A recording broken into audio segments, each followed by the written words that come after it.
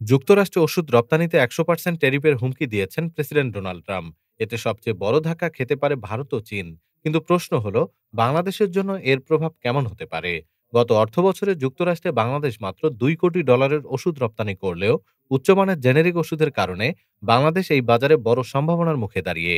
বিশেষজ্ঞরা বলছেন, ভারত চীনের ট্যারিফ বেড়ে গেলে যুক্তরাষ্ট্রে বাংলাদেশি ওষুধ তুলনামূলকভাবে সস্তা হতে পারে, যা বাজার সম্প্রসারণে বড় সুযোগ হয়ে দাঁড়াতে পারে। তবে মানোন্নয়ন ছাড়া প্রতিযোগিতায় টিকে থাকা কঠিন। সিপিডি বলছে, মার্কিন বাজারে উচ্চ শুল্ক ভোক্তার ওপর বাড়তি চাপ ফেলবে। ফলে রপ্তানিতে এক ধরনের নেতিবাচক প্রভাব আসতেও পারে। বাংলাদেশ কি তবে ফার্মাসিউটিক্যাল রপ্তানিতে পরবর্তী সাইলেন্ট উইনার? সময়ই বলবে। ডেস্ক রিপোর্ট, আজ বার্তা।